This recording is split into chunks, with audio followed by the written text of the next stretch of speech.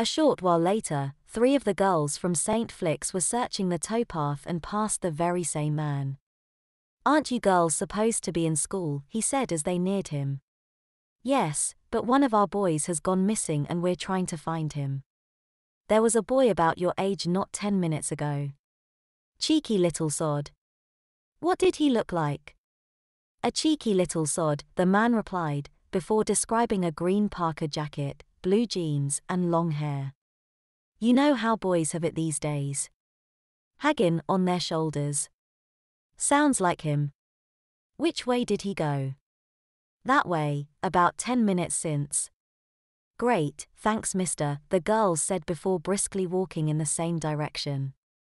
They got as far as the next bridge and didn't know whether to continue on the towpath or take the bridge and follow the road, but which way?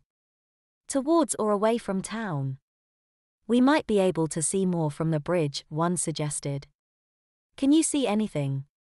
"Not really," she said, scanning the landscape. "What about the old cricket ground?" she said as the others joined her on the bridge. "It's gonna be a housing estate soon. Worth a try, but we'd better meet up with the others first." The 3 girls headed back to the minibus where the others were waiting. "Any luck?" one of the teachers asked. They told him about the man fishing who'd seen a boy fitting the description, and suggested checking the old cricket ground. "We may as well," the teacher replied as they all climbed inside. The cricket ground has 2 main entrances, one on Hinckley Street and the other from the park. He dropped 5 of the girls off at the park whilst the rest drove round to the other entrance. Meanwhile, William is feeling very smug. He's relatively cozy in the crumbling old pavilion, enjoying another cigarette and munching on opal fruits. He knows he's going to be in big trouble when he does go home, but for now, he feels as free as a bird. His only disappointment is that Andrew isn't with him. He peers out of the dusty window but can't see much. He spits on it and wipes it with his sleeve, but most of the grime is on the outside. He peers through it anyway, looking this way and that. There's nothing but the old cricket field, strewn with fallen leaves, dead weeds and a rotten old sight screen on either side. Then, the sound of voices grabs his attention. They're not close and could be coming from the nearby park. He selects a different window, one that gives him a better view of the park entrance. He spies 2 girls, climbing through the broken fence.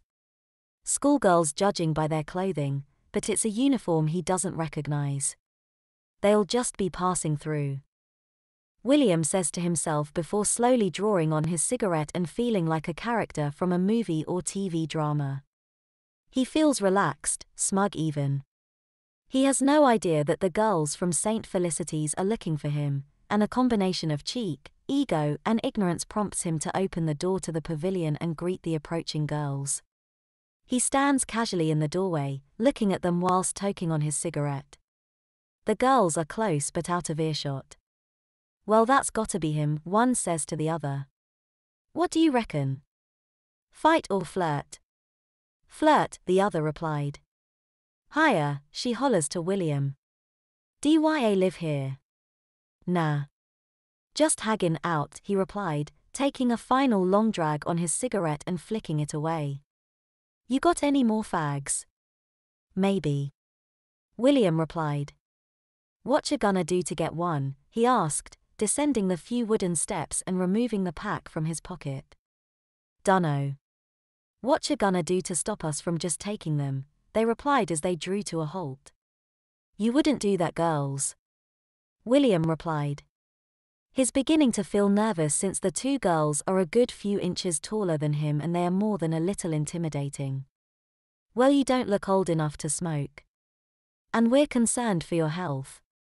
"Hey, don't do that," William said as one of the girls plucked the entire pack from his hand. "GISM back," he demanded. The girl held the pack high above her head. William reached for it but wasn't quite tall enough. "Not as big as you think you are you?" "Little boy," she said. "Shouldn't you be in school?" "None of your business." William spat as he jumped and still failed to grab his pack of fags.